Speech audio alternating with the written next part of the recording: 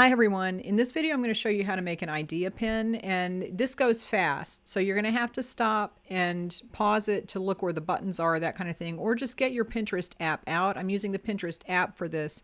You can create an idea pin on desktop, but it's not as easy with the options and you can't edit it the same way.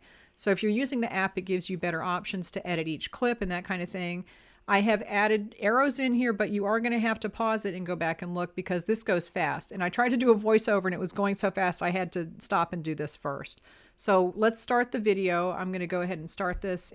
So the first part is just getting all the pictures ready, and I'm taking some still pictures and some videos, and we're going to add all of those in as we go. Okay, so I'm doing this, and then when you're done and you have everything ready that you want to use, you can go into the Pinterest app on the phone and you press plus at the bottom to create a pin, and then it'll let you choose idea pin or a standard pin, but you want to choose idea pin. And I'm just saying this now because this goes real fast when I get started.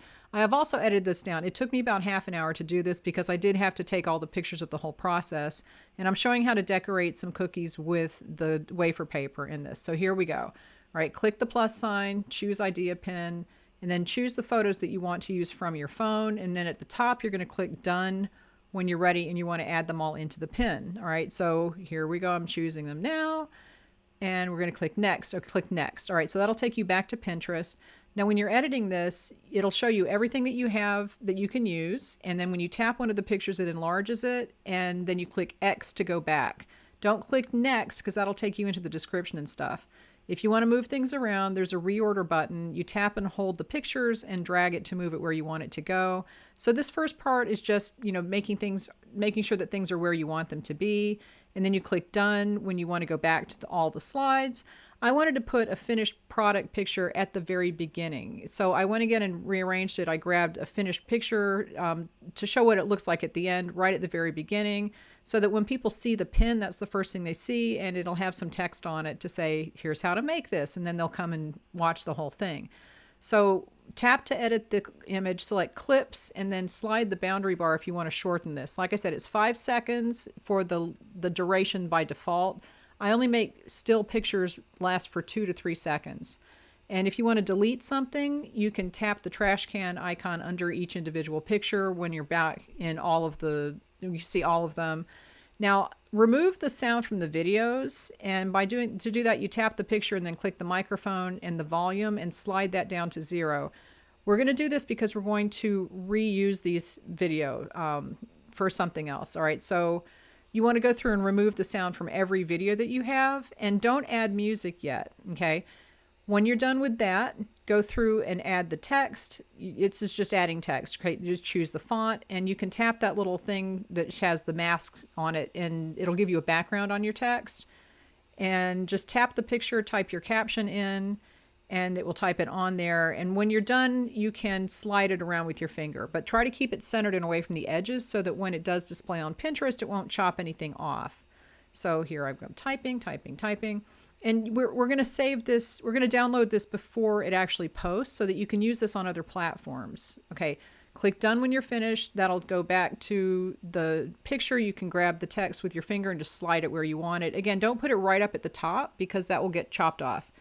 So go ahead and do the rest of the images, but don't add stickers or music because we're going to download it first. Okay, so when you're done, click next, and then at the bottom of the screen, now you might have to pause this and go back, there's a little download icon. Download it now, and this will not put the Pinterest watermark on it, and just make sure that it exported correctly and go back and change anything. It'll still be alive in Pinterest. You can go back and edit it, but you want to download it at that point before you put Pinterest stickers, before you put anything, music or anything, and that way you can use it in other places. When you're done and you filled out the title and everything, click publish, and then you can go back to get the link that you want to put in the idea pin, because now you can add links to idea pins. Go to desktop, find the idea pin, edit it, click the little pencil to edit it, and you can add the link in. And that way, when people are looking at the idea pin, it will actually link to your website or your Etsy shop or wherever you want it to link. You can't put links in, as far as I can see, you can't put links in yet on the idea pin on the app. But other people have this, they're kind of rolling it out now. I know that went by really fast. Okay, but you can go back and look at it. And the idea is that a good idea pin gives people a reason to click to get an idea or learn something or find something out. And it's not just a picture of the wafer paper. It's not just a picture of your product. You want to get it involved. You want to get the people involved in learning more about it in a different way. And by showing the finished product and then the process of making it, that really fits in with the idea of Pinterest of gathering ideas, and it's a whole thing. But that's how I make an idea pin. Now, before I published it on Pinterest, I would go in and I would add stickers, I would add music if I want to do that. Pinterest does have a music library that you can use, but the reason that you download it before you add any of that is that it won't be Pinterest specific. So if you download it before you save it as a draft or you publish it, then you can use it on other platforms. I went and posted it on Instagram as a reel. I posted it on Etsy as an Etsy Explore app thing, and I'm going to put it on YouTube. So you can make things in Pinterest, and it's pretty convenient. It's easy to use, and just get in there and mess around. And they do change things a lot. They used to have a duration button that was different.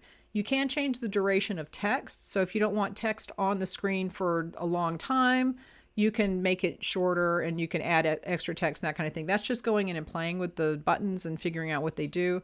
But they do tend to change those. So if it looks different on your screen than what I have on my screen, it just poke around until you find what you're looking for. And they have, like I said, they've taken features out. So sometimes there's something that you're looking for that they don't actually have anymore. So just be aware of that. Pinterest changes a lot. But putting idea pins up once or twice a week is a good idea. And like I said, make sure that you're using them in other places. Download them before you actually publish it, and then you can use it without the Pinterest watermark being on it. So leave me any questions, and I will talk to you later.